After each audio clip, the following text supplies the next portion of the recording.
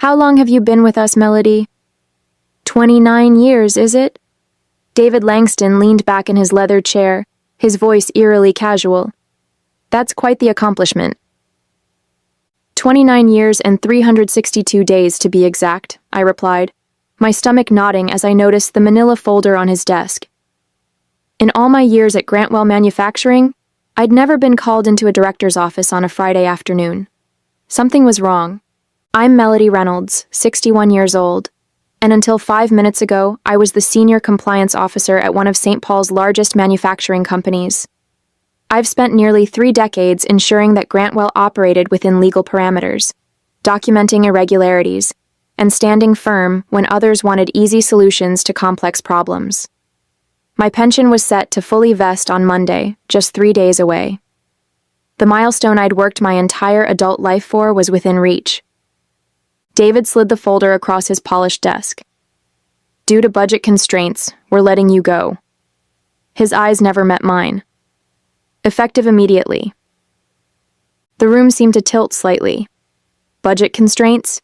GRW had just announced record profits last quarter. This is your severance package, he continued, tapping the folder with his manicured finger. Sign by tomorrow or get nothing. HR will escort you to clean out your desk.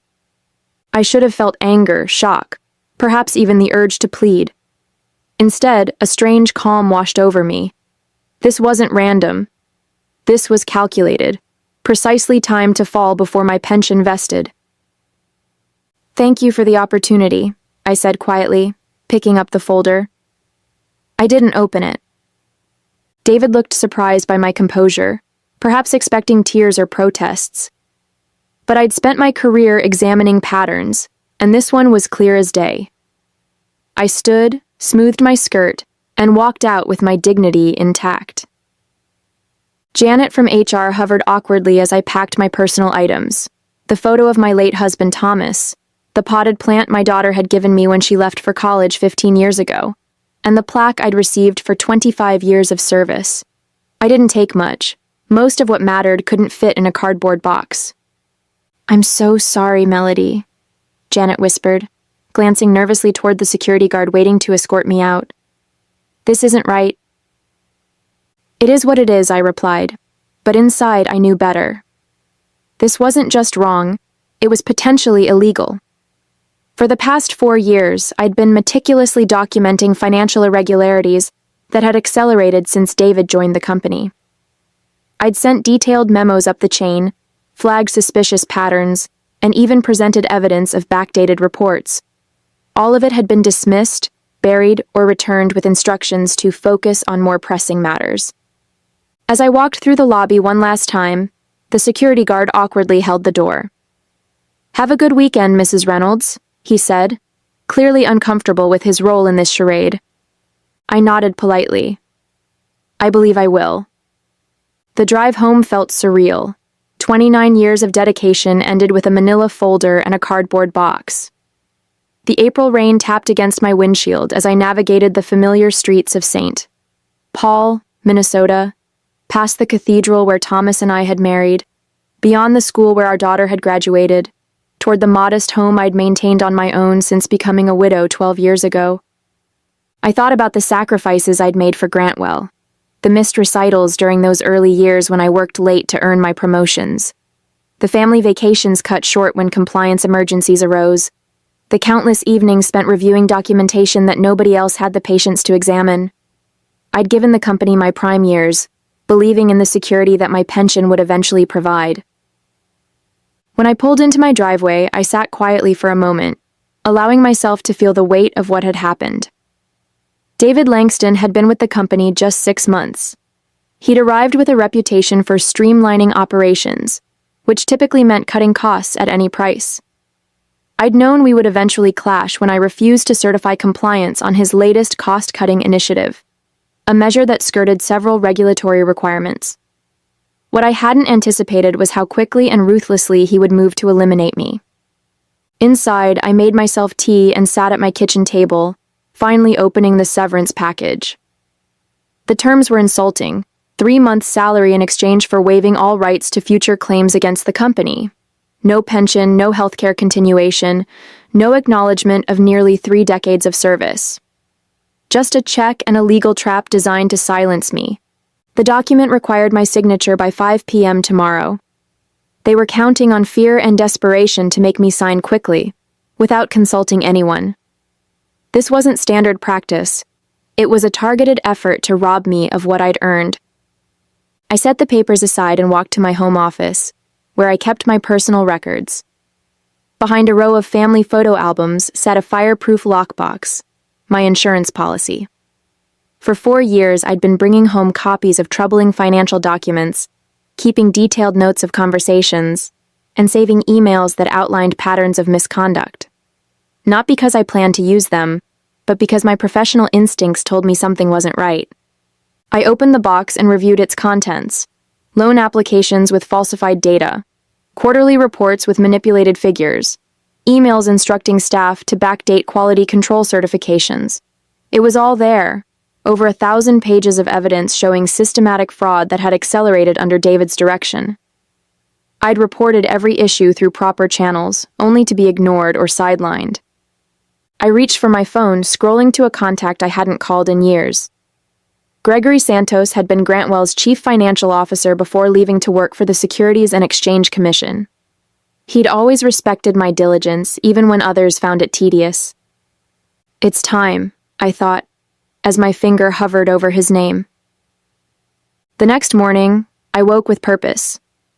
After speaking with Gregory for nearly 2 hours the previous evening, I had a clear path forward.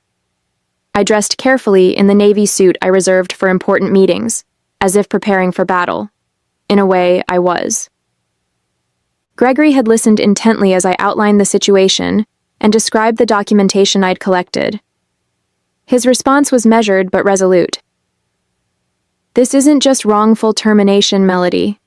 Based on what you're describing, Grantwell could be facing serious securities violations. The timing with your pension, that's just the tip of the iceberg. He'd explained the whistleblower protections available through the SEC and arranged for me to meet with his team on Monday morning. Don't sign anything, he'd cautioned, and secure those documents somewhere safe. I spent Saturday morning making copies of everything, organizing the evidence chronologically, and preparing a detailed index. The work kept my mind focused, preventing the anger and hurt from overwhelming me. By noon, I had 3 identical packages ready, one for the SEC, one for my personal records, and one that would serve as leverage if needed. My phone rang several times throughout the day.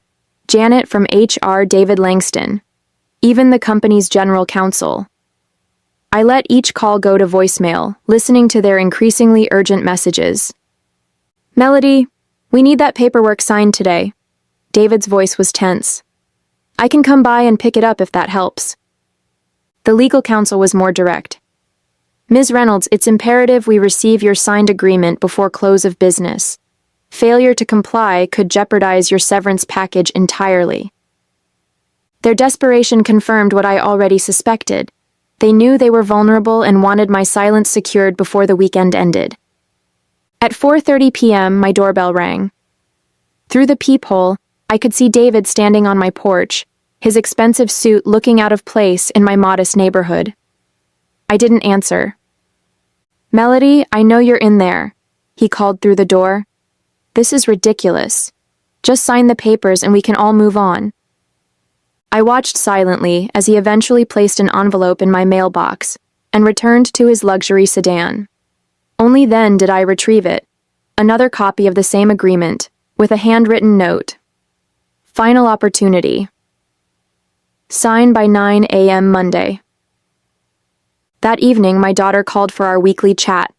Elizabeth was concerned by the strange tone in my voice. Mom, what's going on? You sound different. I considered downplaying the situation but decided against it. Elizabeth deserved the truth. I was terminated yesterday, I said simply. What? But you're just days away from your full pension. They can't do that. They did, I replied. But don't worry, I'm handling it. Do you need me to come home? I can be on a flight from Denver tomorrow. No, sweetheart, stay put. I've got this covered. After we hung up, I sat in my living room as darkness fell, thinking about Monday's meeting with the SEC. For years, I'd tried to address these issues internally, believing in the system and the company's integrity. I'd been loyal, discreet, and professional, even when I suspected serious wrongdoing. But Grantwell had made its choice, and now I would make mine. I would not be signing their agreement. I would not be silenced. And most importantly, I would not let them discard 3 decades of my life without consequence. Monday couldn't come soon enough. Monday morning arrived with a clarity I hadn't felt in years. I dressed carefully, placed my documentation in a secure briefcase, and drove downtown to the federal building where Gregory had arranged our meeting. The weight of what I was about to do sat heavily on my shoulders, but there was also a sense of rightness to it all. The SEC offices were understated but imposing, all glass partitions and hushed conversations. Gregory met me in the lobby, his familiar face lined with more years but still carrying the sharp intelligence I remembered. "Melody," he said warmly, shaking my hand. "I wish we were meeting under better circumstances." "It's good to see you, Gregory," I replied. "Thank you for taking this seriously."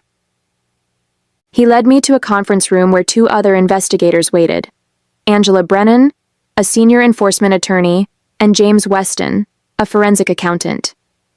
Both greeted me with professional courtesy. "Mrs. Reynolds," Angela began, "before we start, I want to confirm that you understand the process we're initiating today.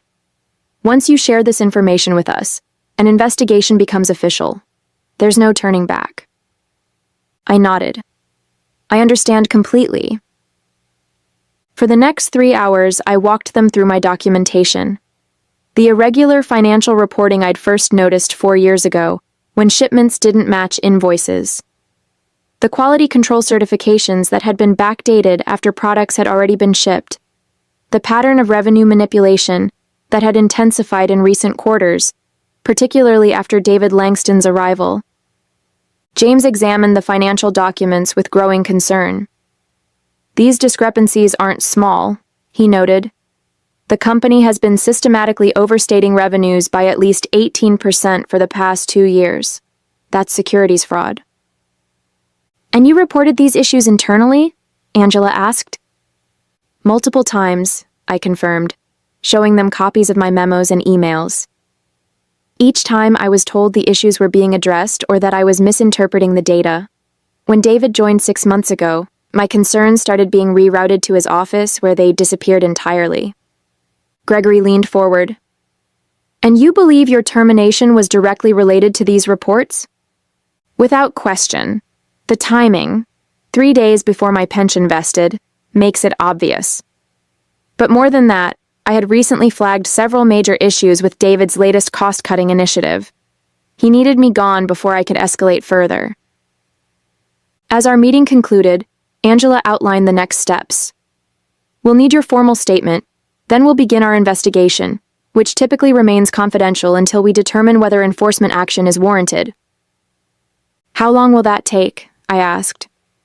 "It varies," she replied, "but given the documentation you've provided and the clear pattern of misconduct, we may move quickly on this one." I hadn't even returned home when my phone rang. It was Janet from HR, her voice trembling. "Melody, something's happening. The board just called an emergency meeting. David's been locked in his office all morning, and there are rumors about SEC investigators contacting our general counsel." So it had begun, faster than I'd anticipated. The SEC must have made immediate contact with Grantwell's legal team.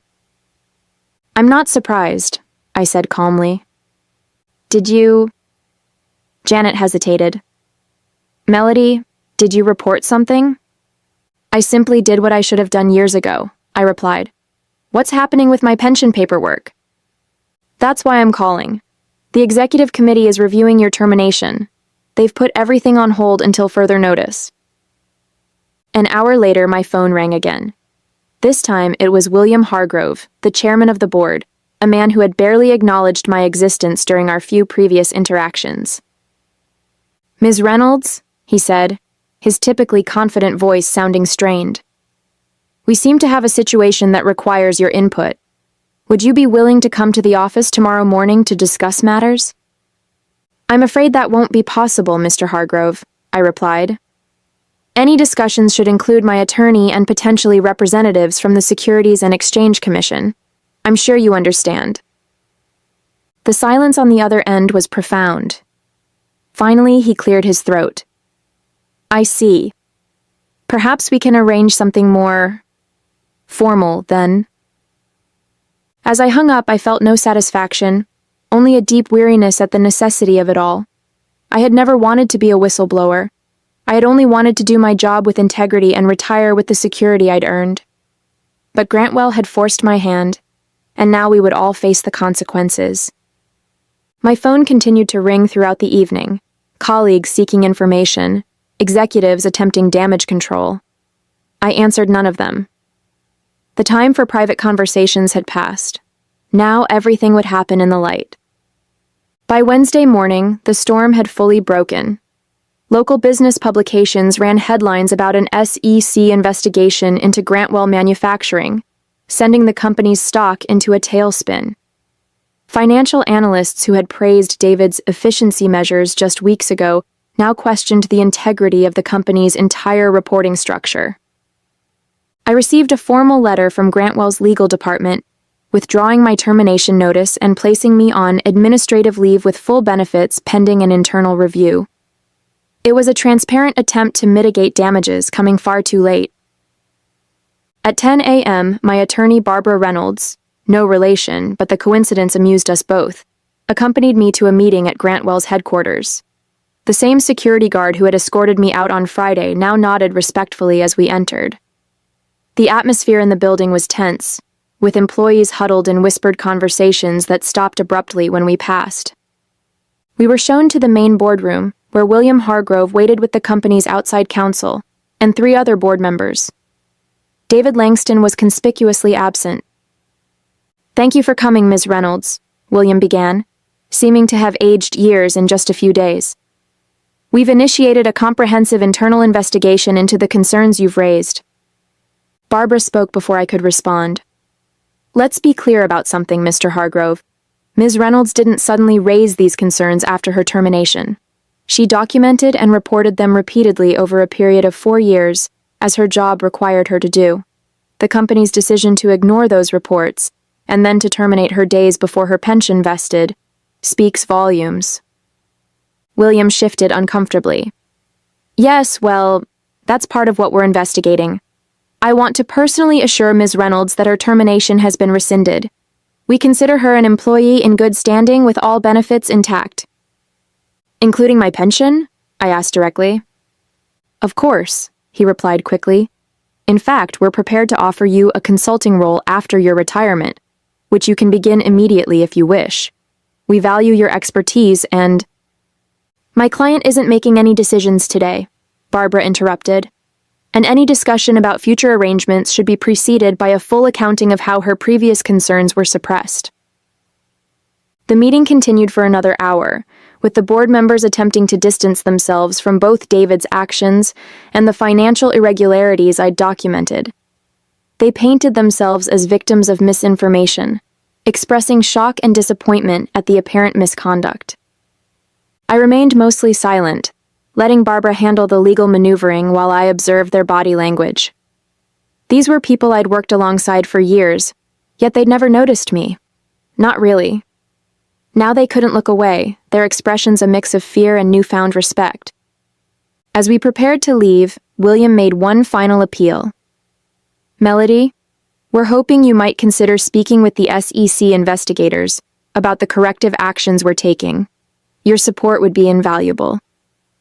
I looked at him directly for the first time. Mr. Hargrove, I've spent 29 years dedicated to this company's compliance. During that time, I filed 47 major reports documenting serious irregularities. I sent 16 memos specifically addressing the issues now under investigation. I requested 9 meetings with executive leadership to discuss these concerns, of which only 2 were granted, and neither resulted in action. At what point in that history did I have your support? The room fell silent. I'll cooperate fully with both the internal investigation and the SEC, I continued. But I'll be speaking only to the facts, as I always have.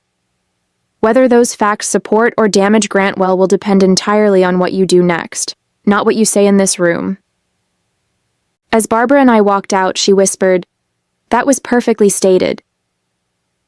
It wasn't until we reached the parking lot that I allowed myself a deep breath. The adrenaline that had carried me through the confrontation began to fade, leaving me drained but clear-headed. This wasn't victory, not yet. It was merely the beginning of accountability.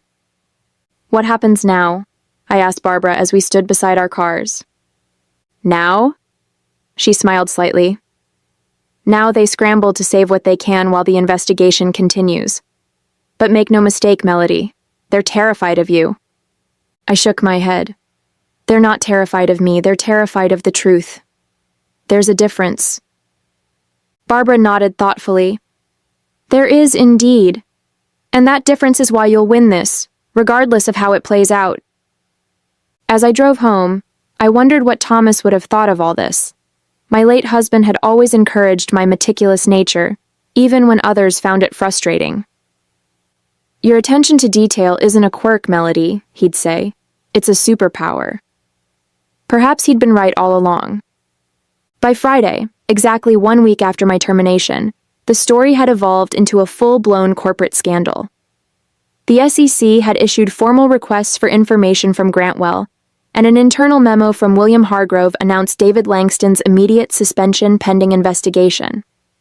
The company's stock had dropped nearly 30%, triggering concerns from major investors and partners.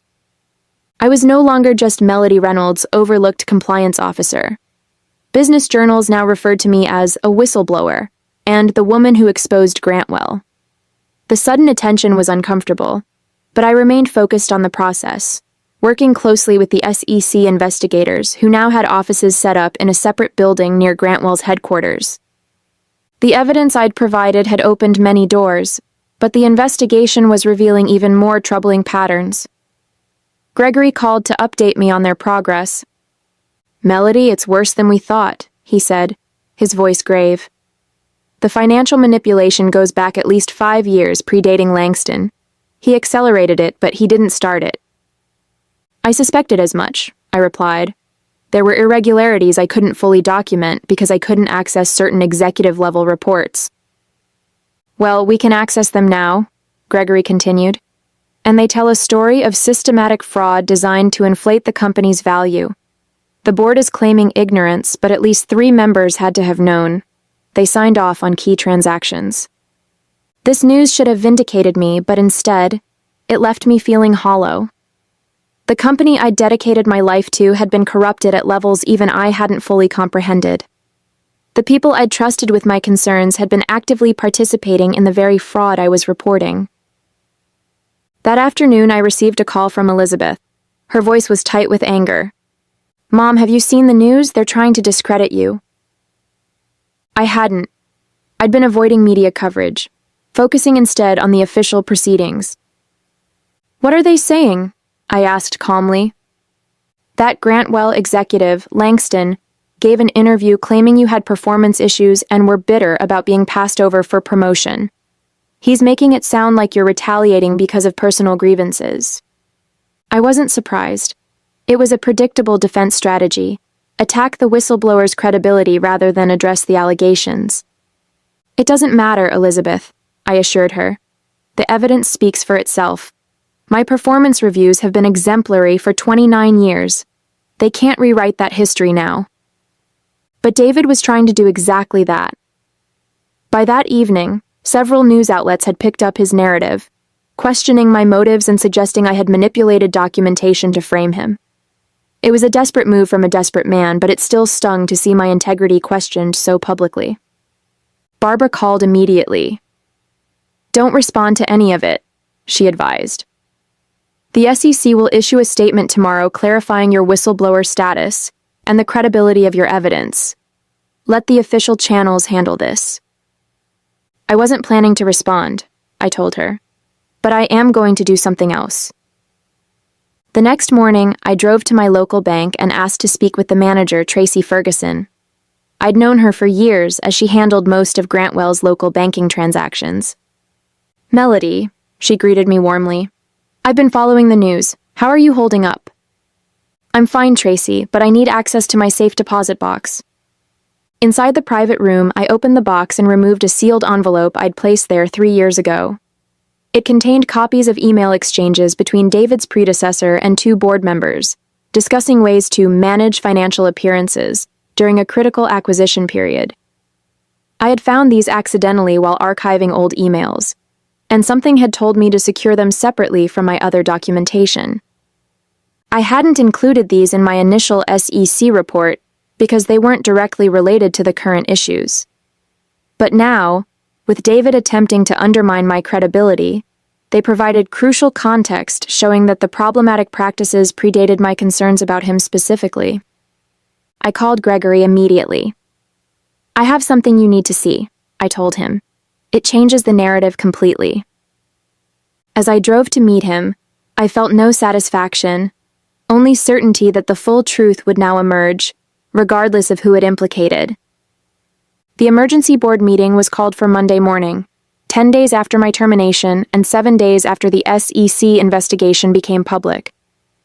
I wasn't invited, but I didn't need to be there to know what was happening. The additional documentation I'd provided had accelerated the investigation dramatically, implicating not just David, but multiple board members in a years-long pattern of financial manipulation. Gregory called me from outside the meeting room. "It's chaos in there," he reported. "The SEC enforcement team just presented their preliminary findings. 3 board members have resigned on the spot. David is trying to claim he was following established practices, but no one's buying it anymore." By noon, Grantwell issued a press release announcing a leadership restructuring and full cooperation with regulatory authorities. The carefully worded statement confirmed the resignation of 4 board members, including William Hargrove, and the termination of David Langston for cause. The company's stock, already battered, dropped another 12%. That afternoon, my phone rang. It was Janet from HR again. "Melody, the interim CEO wants to meet with you. Tomorrow, if possible."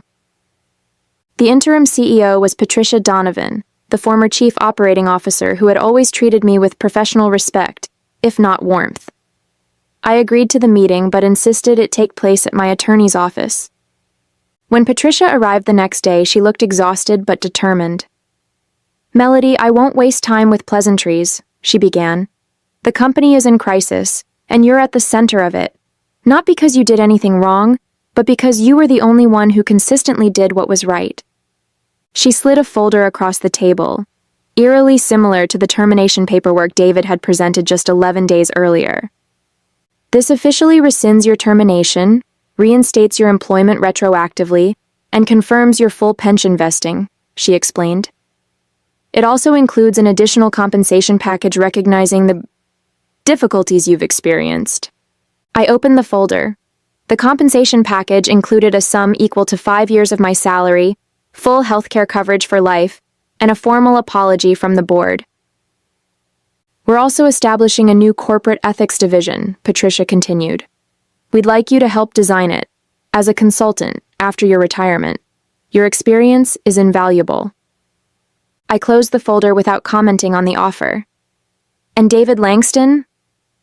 The board members involved?" Patricia's expression hardened. "Criminal charges are expected. The company will not be defending them." Justice, it seemed, had finally arrived at GRW Manufacturing. 6 months later, I sat in a federal courtroom, watching as David Langston and 2 former board members entered guilty pleas to securities fraud charges. The man who had so casually ended my career now looked diminished in his dark suit, his arrogance replaced by defeat. Our eyes met briefly as he turned to leave, and I saw recognition there, not of me specifically, but of what I represented. The consequences of his actions, personified. The Grantwell scandal had become a case study in corporate governance failures and the crucial role of internal compliance. I had declined the consulting position with the reorganized company, choosing instead to work with regulatory agencies to develop better whistleblower protocols. My story had inspired other compliance officers to come forward with their own documentation of corporate wrongdoing, creating a ripple effect across industries. The SEC had awarded me a substantial whistleblower payment, 15% of the penalties assessed against Grantwell. Combined with my pension and the settlement, I had more financial security than I'd ever imagined possible. I'd established a scholarship fund for women pursuing careers in corporate ethics and compliance, naming it after Thomas. Elizabeth had relocated to St. Paul to be closer to me, bringing my 2 grandchildren with her. We spent weekends together at my new lakeside home, building memories I'd missed while working all those long hours. One evening, as we sat watching the sunset over the water, Elizabeth asked a question that caught me off guard. "Mom, do you regret staying at Grantwell all those years, given how it ended?" I considered this carefully. "No," I finally answered. "I regret that it was necessary to expose them, but I don't regret my work there. Integrity isn't just about being honest when it's easy. It's about maintaining your principles even when, especially when, it costs you something." Elizabeth nodded thoughtfully. "You taught me that, you know. Not with words, but by example." That, I realized, was perhaps the most meaningful outcome of all. Not the vindication, not the financial security, but the knowledge that my choices had shown my daughter what it meant to stand firm in your values, regardless of the consequences. As for Grantwell Manufacturing, the company had survived, though greatly diminished.